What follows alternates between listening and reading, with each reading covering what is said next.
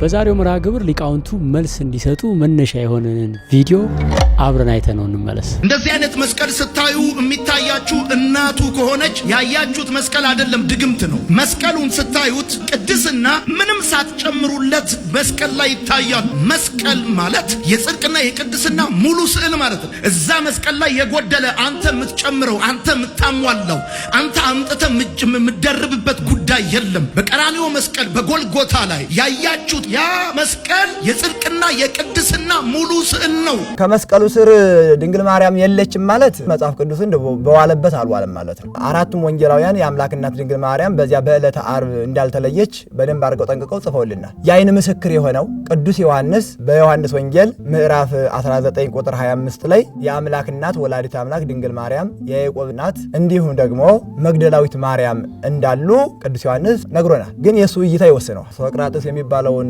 ፈላስፋ አንዲት ሴት ማየት ተፈልግ ነበር መልኩ መጨረሻ ላይ ስታየው እንደው ለሷ እንደመጠነችው ሆኖ አላገኛትም። ሶቅራጥስ የሚባለው ይሄ ነው እንዴ ምናምን አለቻሉ። በዛገው መነጽር አይተሽኝ ነው አለታሉ። ለዚያ እኮ ነው ዓይን ብሩህ ቢሆን ሁለንተና ብሩህ ይሆናል። ዓይን ግን ታማሚ ከሆነ ሁለንተና ጨለማ ይሆናል ይላል። በእምነት እይታ ማየት ይጠይቃል። ቀራንዮ ላይ ሁሉም አሉ። የፍጥረታት ፈጣሪ የነገስታት ንጉስ ክርስቶስ መስቀል ላይ ተገልጿል። መስቀሉ አለ። ከመስቀሉ ስር የአምላክ እናት ድንግል ማርያም አለች። ከመስቀሉ ስር የጌታችን ወዳጅ ሐዋርያው ቅዱስ ዮሐንስ አለ። በመስቀሉ ዙሪያ ቅዱሳን መላእክት አሉ።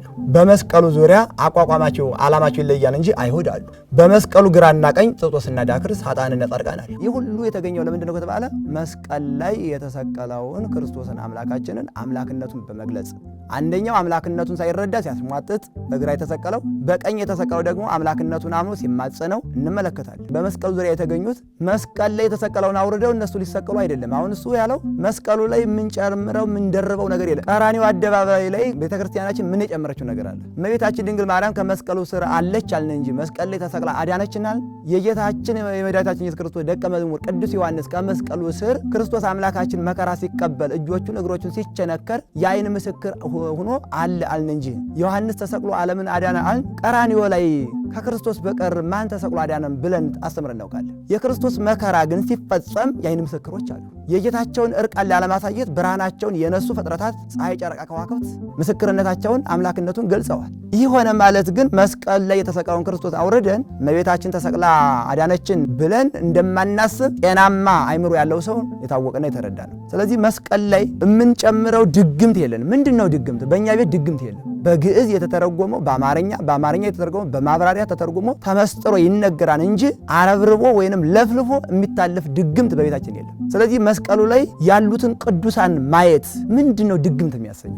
መስቀሉ ስር የተገኙ ቅዱሳን የክርስቶስን አምላክነት መሰከሩ እንጂ ክርስቶስን መሸፈኑና ፍጡራንን የሚፈጥር በፍጡራኑ የሚገለጽ አምላክ እንጂ ፍጡር የሚጋርደው አምላክ እኛ የለንም፣ አናመልክም። ይሄንን እመቤታችን ድንግል ማርያም ከመስቀሉ ስር ታየች ተገኘች ማለት ክርስቶስን እንዳናስብ እሱን ሸፈነች ማለት ነው። ላቲ ስባት ይህ ዓላማው አይደለም። የክርስቶስም እናቱ ከመስቀል ስር ስትገኝ እሱን እንድሸፍን አይደለም። በቃና ዘገሊላ ሰርግ ቤት እኮ ጌታችን አምላካችን ኢየሱስ ክርስቶስ የእመቤታችን የድንግል ማርያም ምልጃ እስከሚቀርብ ድረስ ዝም ብሏል። እመቤታችን ድንግል ማርያም ደግሞ የሷ ዓላማ የክርስቶስ አምላክነት እንዲገለጽ ነውና እኔ ላድርግ ሳትል ጌታ ሆይ ወይን እኮ የላቸውም ብላ አቅርባለች። ክርስቶስ ልጇ የድንግል ማርያም አማላጅነት እንዲገለጽ ጠበቀ። ድንግል ማርያም ደግሞ የልጇ አምላክነት እንዲገለጽ አማለደች። አማልዳ ጥያቄዋ ምን አመጣ? መልስ አመጣ።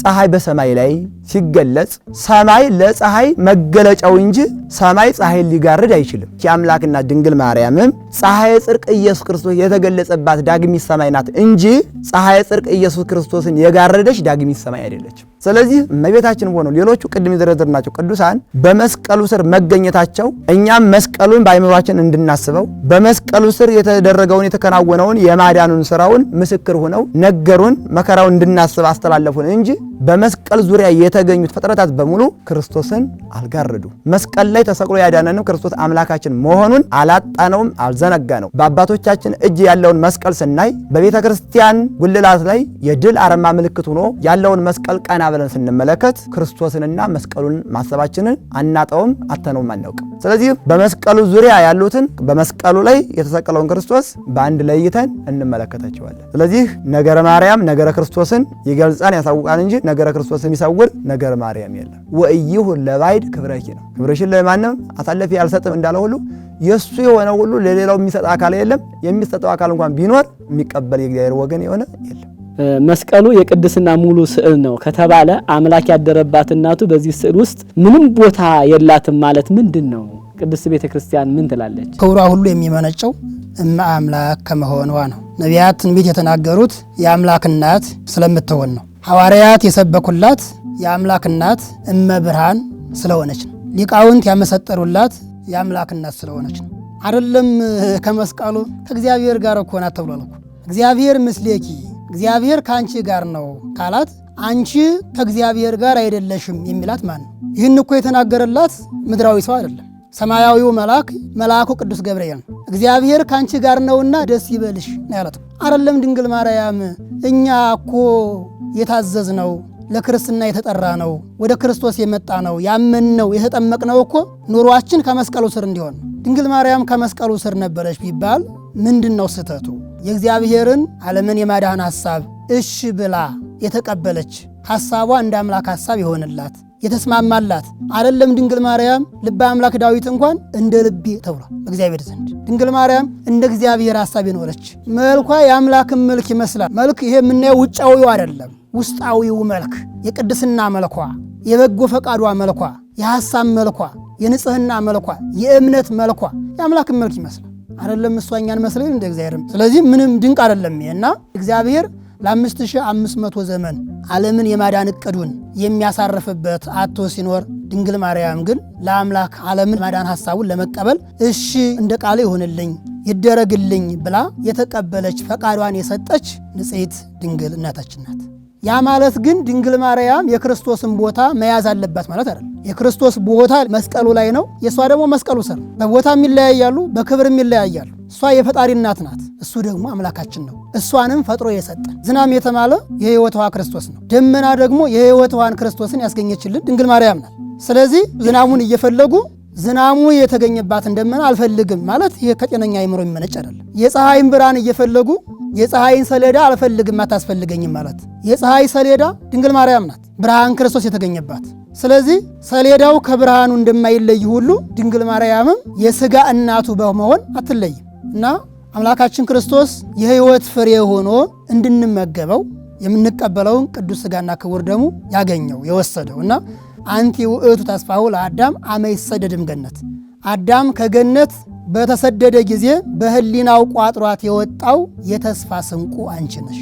ስለ አምላክ ሰው መሆን ነቢያት ሲናገሩ ስለ ድንግል ማርያም ተናግረዋል። ምክንያቱም አምላክ ሰው ሆኖ ይገለጣል ከተባለ ከማን የሚለው ይመጣል። ነገረ ስጋዌ ሲታሰብ፣ ነገረ ተዋህዶ ሲታሰብ፣ ነገረ ክርስቶስ ሲሰበክ ድንግል ማርያም አትለይ። እውነት የኢትዮጵያ ኦርቶዶክስ ተዋህዶ ቤተክርስቲያን ልጆቿን ስለ መስቀልና ስለ እመቤታችን በዚህ ልክ ለያይታስ ነው ወይ የምታስተምረው? የመስቀሉ ነገር ለአማንያን ለመጥፋታቸው ምክንያት ነው፣ ላመነው ደግሞ ኃይለ እግዚአብሔር ነው ብሎ ብርሃነ ዓለም ቅዱስ ጳውሎስ እንደተናገረው የመስቀሉን ነገር በመንፈስ ቅዱስ ተቃይቶ በማስተዋል መረዳት ያስፈልጋል። ነገረ ክርስቶስ ሲነሳ ነገረ ማርያም ይነሳል። ምክንያቱም የነገረ ክርስቶስ መነሻ ነገረ ማርያም ናት። ፊደል ያልተማረ ሌላ መጻሕፍትን ሊያነብን እንደማይችል ሁሉ ነገረ ማርያምንም ያልተረዳ ነገረ ክርስቶስን ሊረዳ አይችልም። ወላዲተ አምላክ ድንግል ማርያምን የአምላክ እናት ብሎ ያልተቀበለ ክርስቶስን አምላክ ማለት አይችልም። የአምላክን እናት ድንግል ማርያምን የብርሃን እናት ብሎ ያልተቀበለ አካል ክርስቶስን ብርሃን ብሎ መቀበል አይችልም። ስለዚህ የነገረ ክርስቶስ መቅድም ምንድነው ስንል ነገረ ማርያም ነው። ከደግማዎቹ አስተምሮ አንደኛው ነው። የአምላክ እናት የድንግል ማርያም ንጽህና፣ ቅድስና፣ ድንግልና የሚነገርበት አምላክን በሕቱም ድንግልና ጸንሳ በሕቱም ድንግልና መውለዷ ከመውለዷ በፊት ድንግል በወለደችው ጊዜ ድንግል ከወለደችውም በኋላ ድንግል የሚለው የቤተ ክርስቲያናችን አስተምሮ ዶግማ አስተምሮ ነው። ክርስቶስ ከመቤታችን እመቤታችን ከክርስቶስ የማይለያዩ ናቸው። እማምላክ ወላዲተ አምላክ ድንግል ማርያም ለስም አጠራሯ ክብርና ውዳሴ የደረሳትና የእግዚአብሔር መልአክ ቅዱስ ገብርኤል አካላዊ ቃል ክርስቶስን በስጋ ጸንሳ እንደምትወልደው ሲያበስራት ይኩነኒ በከመ ትቤለኒ እንደ ቃልህ ይሁንልኝ ይደረግልኝ ብላ አምና ከተቀበለችበት ጊዜ ሰዓት ጀምሮ ከአሁኑ ሰዓት ወደፊትም እስከሚኖረው ጊዜ ከህልፈተ ዓለም ውጭ ክርስቶስን ከአምላክ ሕሊና ለይቶ ማየት አይቻልም። ቀድሞ እግዚአብሔር አምላካችን ለእናት ለአባቷ ስጦታ አድርጎ ሰጥቷታል። ለዚህ ነው ማርያም ማለት ስጦታ ማለት ነው። መልሳ ራሷን ለእግዚአብሔር ነየ አመቱ ለእግዚአ ኩሉ እነሆኝ የእግዚአብሔር አገልጋዩ አለሁኝ ብላ እግዚአብሔር ወልድ ራሱን ለእኛ አሳልፎ ከመስጠቱ በፊት የአምላክ እናት ድንግል ማርያም የእግዚአብሔር እናት ልትሆን ልታገለግለው በስጋ እንድትወልደው ሕይወቷን በሙሉ በሚባል ደረጃ ለእግዚአብሔር አሳልፋ ሰጥታለች። ስለዚህ ከዚያ ጊዜ ጀምሮ ነገረ ክርስቶስ በሚነገርበት ቦታ ሁሉ ነገረ ማርያም ይነገራል። እንዲሁም የተቸገሩትን ሲረዳ ተአምራት ሲያደርግ የአምላክ እናት ድንግል ማርያም አብራ እንዳለች ይናገራል። የዮሐንስ ወንጌል ምዕራፍ 2 ላይ ስናይ ወሃለወት እሙ ለእግዚእ ኢየሱስ ክርስቶስ የጌታ እናቱን ከዚያ ነበረች ከተባለ በኋላ ክርስቶስ አምላካችን በዚያ ሰርግ ቤት ከደቀ መዛሙርቱ ጋር እንደተገኘ ይናገራል። ስለዚህ እመቤታችን ድንግል ማርያም አይደለም በለመስቀሉ ስር ይቅርና ከዚያም ቀድሞ ባደረጋቸው ተአምራት ባደረጋቸው ጉባኤ ሁሉ የአምላክ እናት ድንግል ማርያም ከክርስቶስ የተለየችበት ጊዜና ሰዓት እንደሌለ ነው የሚነግረን። እውነት እመቤታችን ከተሰቀለበትስ መስቀሉ ታንሳለች? እመቤታችን ድንግል ማርያም ክብሯ ከፈጣሪ በታች ከፍጡራን ሁሉ በላይ መሆኑን አለመረዳቱ የመጣ ነው። መስቀል ክርስቶስን የያዘው ለ3 ሰዓት ነው። ድንግል ማርያም ግን 3 ዓመት ከ6 ወር ክርስቶስን አዝራ በግብፅ በረሃ በኢትዮጵያ በረሃ ተንከራታለች።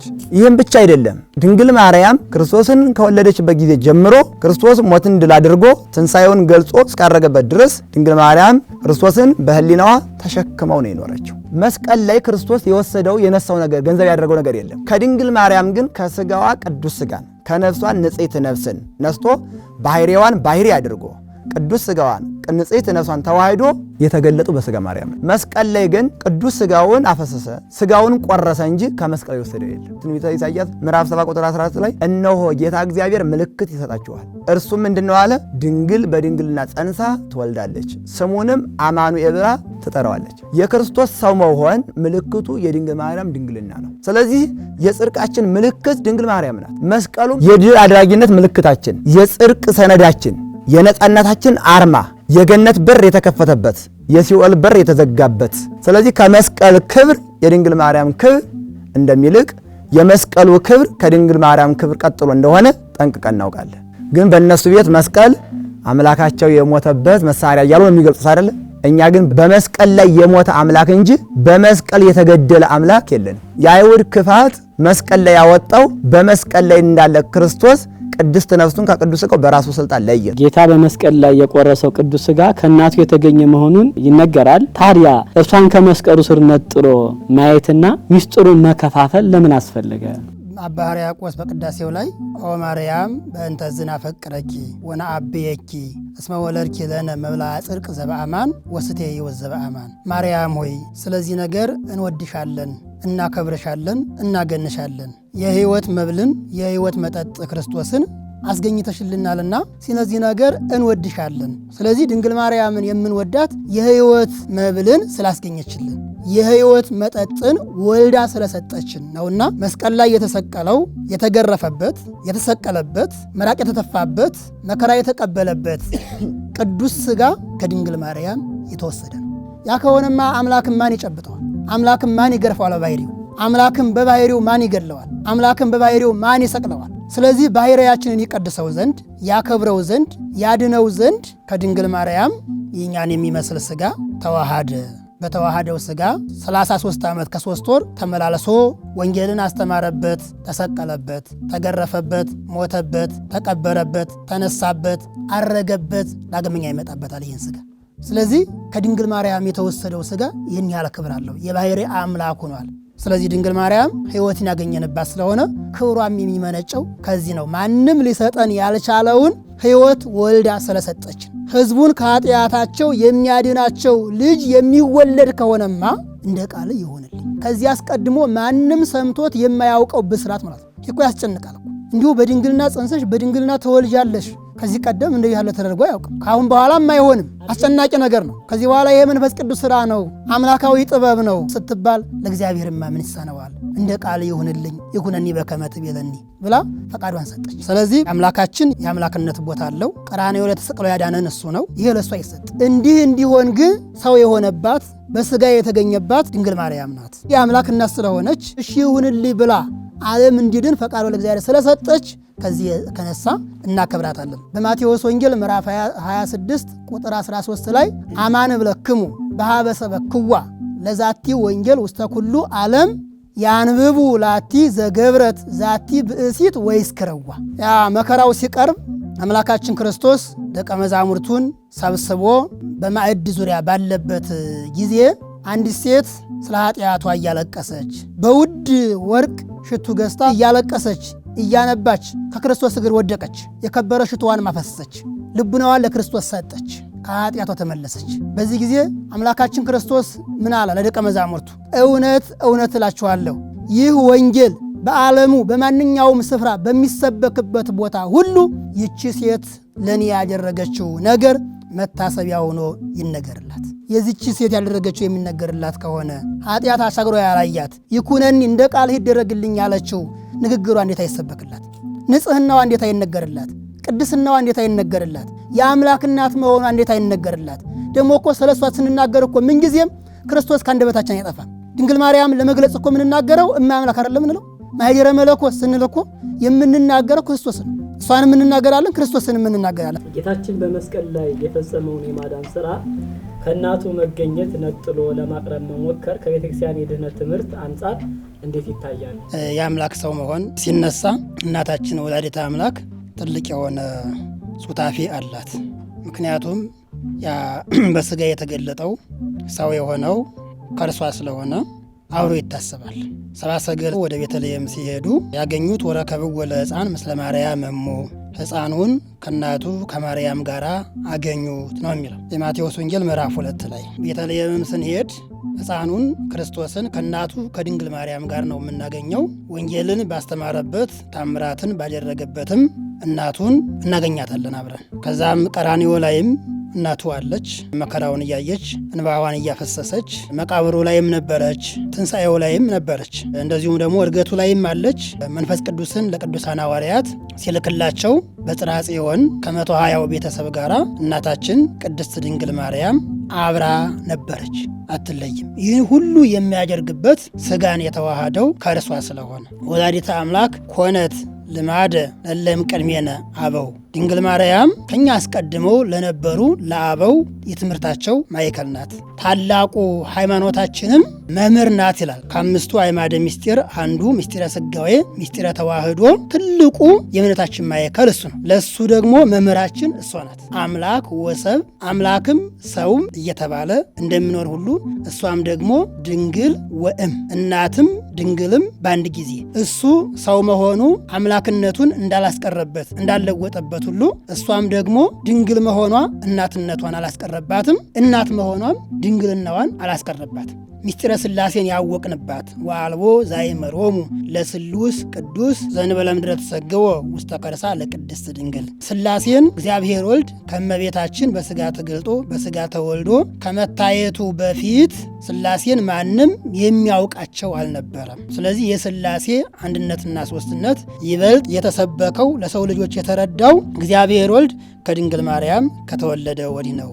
ስለዚህ ሥላሴን ያወቅንባት ለሷ የሚገባትን ክብር እንሰጣለን፣ ለልጇ ደግሞ አምላክ እንደመሆኑ የአምላክነት ክብርን እንሰጣለን ማለት ነው። በስቅለቱ ጊዜ እናቱ በመስቀል ስር አብራ እንደነበረች እኛ በሐሳባችን ይህንን ስዕል ስናየው በእምነታችን ላይ የጨመርነው ሌላ አስተምሮ ይኖር ይሆን? መስቀሉን ስናስብ ድንግል ማርያምን ከመስቀሉ ስር እንዳለች ማሰብ ከክርስትና አስተምሮ ጋር የሚጋጭ አይደለም። ለምሳሌ ቅዱሳን እንድናስባቸው ተነግሮናል። ሐዋርያው ቅዱስ ጳውሎስ በዕብራውያን መልእክት ምዕራፍ 13 ቁጥር 7 ላይ ተዘከሩ መኳንንቲክሙ ዘነገሩክሙ ቃለ እግዚአብሔር ወእንዘ ትርእዩ ሰናየ ግዕዞሙ ወሞጻእቶሙ ተመሰሉ በሃይማኖቶሙ።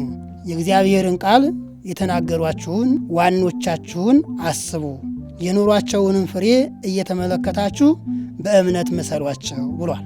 ቅዱሳንን ስናስባቸው በአይነ ህሊናችን ስላለን ሕይወታቸውን አምላክ የሰጣቸውን ክብር በአይነ ህሊናችን መሳል ማለት ነው። በእነሱ ብርሃንነት ወደ ክርስቶስ መድረስ። ስለዚህ ቅዱሳኑን እንድንመስላቸው፣ እንድናስባቸው፣ እንድናስታውሳቸው ከተነገረን የቅዱሳኑ ሁሉ እናት የሆነች የነቢያት ትንቢት፣ የሐዋርያት ስብከት፣ የሰማዕታት እናት፣ የሊቃውንቱ ምስጢር ድንግል ማርያምን ብናስባት ምንድነው ስህተት የሚሆነው? አምላካችን ቅዱሳን ሐዋርያትን እናንተን የተቀበለ እኔን ተቀበለ፣ እናንተን የሰማ እኔን ሰማ፣ እኔን የሰማ ደግሞ የላከኝን አብን ሰማ። ቅዱሳን ሐዋርያትን የሰማ እርሱን መስማት ከሆነ ቅዱሳን ሐዋርያትን ደግሞ በአንጻሩ እምቢ ማለት አለመስማት፣ እርሱን አለመስማት ከሆነ ደግሞ እናቱን ደግሞ አለመስማት፣ እሷን አለመቀበል ደግሞ እሱን አለመቀበል ነው። ስለዚህ በቤተ ክርስቲያናችን ምንም የሚጋጭ አስተምሮ የለም። በመስቀሉ ፊት ላይ በአንጻረ መስቀል ቀዊሞ ዮሐንስ በከየ እንዘይብል ወይሌ ወይሌ የሚላለ ይህንንም አብረው እስኪ ተርጉሙልን። በአንጻረ መስቀል ቀዊሞ ዮሐንስ በከየ እንዘይብል ወይሌ ወይሌ፣ ጌታ በተሰቀለበት መስቀል ፊት ለፊት ከስር ሆኖ ዮሐንስ ወይኔ ወይኔ እያለ አለቀሰ። አማውተ ከርሱ ከመነደ እሳቱ ወይ አንጀቱ ተቃጠለ በሐዘን በልቅሶ። ለዚህ ነው ቅዱስ ዮሐንስ ወንጌላዊ መላ ዘመኑን ቁጥረ ገጽ ሆኖ የኖረው። አንድ ቀን ሳይስቅ ደስ ሳይለው ምንጊዜም የክርስቶስ መከራው የአይሁድ ጭካኔያቸው ትዝ እያለው የዮሐንስ ወንጌል ምዕራፍ 19 ቁጥር 25 ላይ ወይቤላ ለእሙ ነዋ ወልድኪ ወለለዱኒ ነያ እምከ። በዚያ ቆመው ባያቸው ጊዜ ለእናቱ ለድንግል ማርያም ቅዱስ ዮሐንስ ወንጌላዊን ዮሐንስን ለድንግል ማርያም ሰጠ።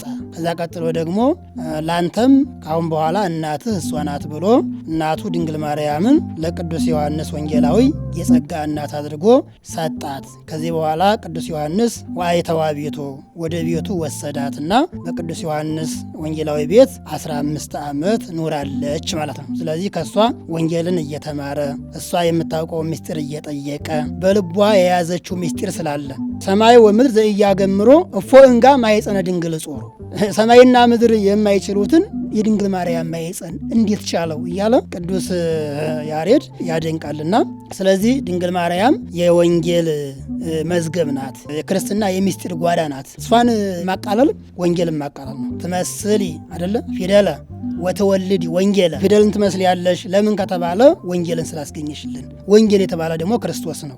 ኢትዮጵያዊ ሊቅ ቅዱስ ያሬድ ተፈጸመ ተስፋ አበው በማርያም ድንግል ወበቀራኒዮ ተተክለ መድኃኒት መስቀል ይላልና ይህንንም እስቲ በደንብ አድርገው ተርጉመው ይንገሯቸው። ተፈጸመ ተስፋ አበው በማርያም ድንግል ወበቀራኒዮ ተተክለ መድኃኒት መስቀል ማለት በድንግል ማርያም የአበው ተስፋ ተፈጸመ።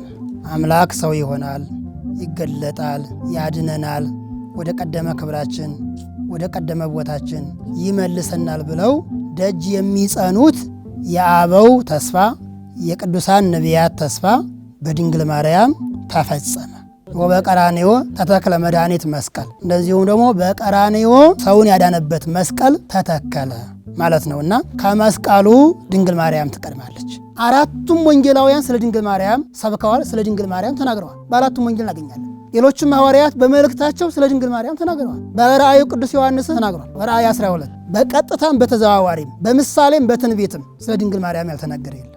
እንግዲህ እመቤታችን ድንግል ማርያምን ከሰማይ የተላከው እግዚአብሔር የላከው እንዳከበራት ነግሮናል። መጀመሪያ ግን ያከበረው ድንግል ማርያምን ከፍጡራን መካከል ሳይሆን ፈጣሪ ራሱ ነው። አስተንፈሰ ወአጽየነው ወይረከበ ዘከማኪ ወሰምረ ማዘዝያኪ፣ አየ ተመለከተ፣ በዚህ ያለ እንዳንቺ ያለ እግዚአብሔርን ያስደሰተ አላገኘም አባ ሕርያቆስ። ለዚህ ነው እንግዲህ እመቤታችን ድንግል ማርያም በዚህ ልክ የአምላክን እናት ብለን የምናከብራት። ተፈጸመ ተስፋ አበው በማርያም ድንግል ለ5500 ዘመን በናፍቆት ሲጠበቅ የነበረው የነቢያት ትንቢት የአበው ተስፋ በድንግል ማርያም ጥያቄው የ5500 ዘመን የመላእክት ናፍቆት የሰው ልጅ ተስፋ መልስ ያገኘው በድንግል ማርያም ነው። ዛሬም ምእመናንና ምእመናት ጥያቄያቸው ሁሉ በድንግል ማርያም መልስ እያገኘ እያመሰገኗት ይኖራሉ። ይህን ለማግኘት ግን አምኖ ወላዲተ አምላክ ብሎ መጥራት ይጠበቃል። የእግዚአብሔር ወዳጅ አበ ብዙኃን አብርሃም በእግዚአብሔር ትእዛዝ ልጁን ይስሐቅን ወደ ሞሪያ ተራራ አውጥቶ በዚያ እንዲሰዋለት ትእዛዝ ተቀበለ። በትእዛዙ መሰረት ለመስዋዕት የሚያስፈልገውን ሁሉ ልጁን አስይዞ ተራራ ወጣ። ተራራ ላይ ሲወጣ ይስሐቅ ለአባቱ ለአብርሃም አንድ ያቀረበው ትልቅ ጥያቄ ነበር። እርሱም ጥያቄ ምንድን ነበረ ስንል አይቴ ሃሎ በግኡ ለምሷ ኦ አባ፣ አባቴ ሆይ መስዋዕቱ በግ ግን ወዴት አለ ነበር ያለው ይስሐቅ። ይህ ጥያቄ ለጊዜው የይስሐቅ ጥያቄ ነው። ጥያቄውም የተቀበለው አብርሃም ነው። ጥያቄ ግን ለጊዜው ይስሐቅ ለአብርሃም ያቀረበው ይሆን እንጂ ይህ ጥያቄ የአዳምና የሔዋን ልጆች ጥያቄ ነው። መስዋዕቱ ሆኖ ዋጋ ከፍሎ ስጋውን ቆርሶ ደሙን አፍሶ የሚያድነን ቤዛ የሚሆነን ማን ነው የሚል የሰው ልጅ የ500 ዘመን ጥያቄ ይዞ ይኖር ነበር። የእግዚአብሔር ወዳጅ አበ ብዙኃን አብርሃም በእግዚአብሔር ትእዛዝ ልጁን ይስሐቅን ወደ ሞሪያ ተራራ አውጥቶ በዚያ እንዲሰዋለት ትእዛዝ ተቀበለ። በትእዛዙ መሰረት ለመስዋዕት የሚያስፈልገውን ሁሉ ልጁን አስይዞ ተራራ ወጣ። ተራራ ላይ ሲወጣ ይስሐቅ ለአባቱ ለአብርሃም አንድ ያቀረበው ትልቅ ጥያቄ ነበር። እርሱም ጥያቄ ምንድን ነበረ ስንል አይቴ ሃሎ በግኡ ለምሷ ኦ አባ፣ አባቴ ሆይ የመስዋዕቱ በግ ግን ወዴት አለ ነበር ያለው ይስሐቅ። ይህ ጥያቄ ለጊዜው የይስሐቅ ጥያቄ ነው። ጥያቄውም የተቀበለው ለአብርሃም ነው። ይህ ጥያቄ ግን ለጊዜው ይስሐቅ ለአብርሃም ያቀረበው ይሆን እንጂ ይህ ጥያቄ የአዳምና የሔዋን ልጆች ጥያቄ ነው። መስዋዕት ሆኖ ዋጋ ከፍሎ ስጋውን ቆርሶ ደሙን አፍሶ የሚያድነን ቤዛ የሚሆነን ማን ነው የሚል የሰው ልጅ የ500 ዘመን ጥያቄ ይዞ ይኖር ነበር። ለጊዜው ለይስሐቅ ቤዛ ሆኖ የወረደ በግ አለ። ያ ጊዜያዊ መልስ ነው። ፍጻሜ የሆነው መልስ ግን የተገኘው ከድንግል ማርያም በኩል ነው። ሐዋርያው ቅዱስ ዮሐንስ በዕለተ ዓርብ ክርስቶስ አምላካችን ቅድስት ነፍሱን ከቅዱስ ሥጋው በሚለይበት ጊዜ እስከ መስቀል ስር ለተከተለው ደቀ መዝሙሩ የሸለመው ሽልማት የዮሐንስ ሽልማት እመቤታችን ድንግል ማርያም ናት። አንድ በጎ ሽማግሌ በሚያርፍበት ጊዜ ያለ ሀብቱን ለልጆቹ አከፋፍሎ እንደሚሰጠው ተናዞ እንደሚያርፈው ሁሉ ክርስቶስ አምላካችንም በዚህ ምድር ሳለ ለሚወዳቸው ልጆቹ የሚሰጣት የሚያወርሳት ሀብቱ ሀብተ ሰማይ ሀብተ ምድር የተሰጣት የአምላክ እናት ድንግል ማርያም እናቱ ናትና ለሚወደው ደቀ መዝሙሩ የሚወዳት እናቱን እነኋት እናትህ ብሎ ሰጥቶታል። ክርስቶስ አምላካችን የሚወዳት እናቱን ለማይወደው ሰው እንደማይሰጥ እዚህ መረዳት እንችላለን። ቅዱስ ዮሐንስ የጌታችን ወዳጅ ነው የሚለው ወንጌል ይነግራል። እናትህ እነኋት ነው እንጂ ያለው እንደ እናት ትሁንህ ብሎ እንኳን ማነጻጸሪያ አላስቀመጠም። እሷን ደግሞ እንደ ልጅ ይሁንሽ አይደለም ያላት፣ እነሆ ልጅሽ ነው። ስለዚህ እኛ በጸጋ በዮሐንስ አማካይነት እኛ ድንግል ማርያም ከመስቀሉ ስር ተቀብለናል። ዮሐንስ ወክሎኛን ተቀብሏል። አሁን እመቤታችን ድንግል ማርያምን እናቴ ብሎ ለመጥራት አንድ በክርስቶስ መወደድ ይጠይቃል። ሁለተኛ ደግሞ ድንግል ማርያምን እምነ ጽዮን ይብል ሰብ ሰው ሁሉ ጽዮን እናታችን ይላል የሚለው እመቤታችን ድንግል ማርያም የአምላክ እናት እንደው የአምላክ እናት እኮ ለኛ እናት ትሆናችሁ ተብሎ ሲሰጠን እኮ ትበዛብናለች እንጂ አትንስብን። ክርስቶስ ግን የሰጠን እናቱን ድንግል ማርያምን። ስለዚህ እመቤታችን ድንግል ማርያም እኛ ልጆችሽ እናዋ ተብሎ ተሰጥተናታል። እመቤታችን ደግሞ እናዋት እናታችሁ ተብሎ ተቀብለናል። ከዚያም በኋላ ዮሐንስ ምን አደረገ? ወደ ቤቱ ወሰዳት ነው የሚለው። ቤት የተባለው የእግዚአብሔር መገለጫ የእግዚአብሔር ዙፋን የሆነው ልቡ ነው። ስለዚህ ድንግል ማርያም ወደ ምን ወሰዳት? ወደ አይምሮ ወሰዳት። ድንግል ማርያም ባሰበ ቁጥር ማንን ያስባል? ልጇ ክርስቶስን ያስባል። እሷን እንዲያጸናናት እንዲያበረታት፣ እሷ ደግሞ ዮሐንስን እንድታጸናናው እንድታበረታው በዚያን የመከራ ጊዜ እነሆ ልጅሽ እነኋት እናትህ ብሎ መስጠቱ ይሄ ነው። ሌላው ወደ ቤቱ ወሰዳት። ቤት ማለት ወደ ወገኖቹ ማለት ነው። ኢያሱ ምን ይላል? የምትመርጡትን አምላክ ዛሬ ምረጡ፣ እኔና ቤቴ ግን እግዚአብሔር እናመልካለን ይላል። ቤት ማለት እንግዲህ ቤቱ እግዚአብሔር ያመልካል ማለት አይደለም። እኔና ወገኖቼ እግዚአብሔር እናመልካለን ነው። ስለዚህ ዮሐንስ ወደ ቤቱ ወሰዳት ማለት ወደ ወገኖቹ ወሰዳት ነው። ቤት የተባሉት በዮሐንስ ስብከት ያመኑ ዮሐንስን የመሰሉ ወገኖች ናቸው። ለዮሐንስ ለምን ተሰጠችው? አንደኛው በዚያ መከራ ዕለት ሌሎቹ ሲበተኑ ያልተበተነ የቁርጥ ቀን ወዳጅ ስለሆነ ነው። ሽልማቱ እስከ መጨረሻ የታገሰ በክርስትናው የጸና የሚሸልመው ድንግል ማርያም ነው። ድንግል ማርያም ደግሞ ትልቅ የእግዚአብሔር ስጦታችን ነው ማለት ነው። ሁለተኛ ሚስጥር ድንግል ማርያም ድንግል በህሊና ወድንግል በስጋ ወድንግል በነፍሳ ናት። በነፍሷ በሐሳቧ በስጋዋ ድንግል ናት። ዮሐንስ ደግሞ ንጹሕ ድንግል ነው። ድንግል እናቱን ለድንግል ደቀ መዝሙሩ፣ ድንግል ደቀ መዝሙሩን ለድንግል እናቱ እነሆ ብሎ አስረከበ። በመስቀል ስር ይህን ያደረገው ለዚህ ነው። ትውልድ ሁሉ ብፅዕት ይሉኛል ነው። ብፅዕት በሉኝ አይደለም ያለችው፣ ብፅዕት ይሉኛል የሚሏትን። ስለዚህ ድንግል ማርያም ብፅዕት፣ ንዕድ፣ ክብርት የአምላክ እናት ብሎ ለመጥራት ትውልድ መሆን፣ ትውልድ ማለት ደግሞ ሰው መሆን ይጠይቃል። ሰው ሆነው እመቤታችንን ጽዮን እናታችን ለማለት ያብቃቸው። እኛ ግን ትናንትም ዛሬም ነገም የጽዮን ልጅ ጽዮን የጸጋ ስጦታችን እናታችን ናት። ዮሐንስ እኛን ወክሎ ድንግል ማርያምን ቀራንዮ ላይ እንደተቀበለ ሁሉ በሕገ ኦሪት ሊቀ ነቢያት ሙሴ ደብረ ሲና ላይ ወጥቶ እስራኤልን ወክሎ ከአምላካችን ከእግዚአብሔር ጽላትን ተቀብሏል። ልክ ሙሴ ደብረ ሲና ላይ ጽላትን ተቀብሎ ወደ ወገኖቹ እንደተመለሰ ሁሉ ቅዱስ ዮሐንስ ወንጌላዊውም ቀራንዮ ላይ የሐዲስ ኪዳን ጽላት አካላዊ ቃል የተጻፈባት የነጻነት ደብዳቤ የተጻፈባት ድንግል ማርያምን ተቀብሎ ወደ ወገኖቹ ተመለሰ። ቀድሞ ሕገ ኦሪት ስትሰራ የሙሴ ጽላት በሙሴ አማካኝነት ለእስራኤል እንደተሰጠች ሁሉ ሕገ ወንጌልም ስትሰራ የሐዲስ ኪዳንዋ ጽላት የአካላዊ ቃል የተጻፈባት ሥጋ የሆነባት የዘመነ ሐዲሷ ጽላት ድንግል ማርያም ለቅዱስ ዮሐንስ ወንጌላዊ ተሰጥታው ወደ ወገኖቹ ወደ ክርስቲያኖች ይዟት ተመልሷል። ሊቃውንቱ ስለ ድንግል ማርያም አምልተው አስፍተው መልስ ሰጥተውናል። ቃለ ሕይወትን ያሰማልን።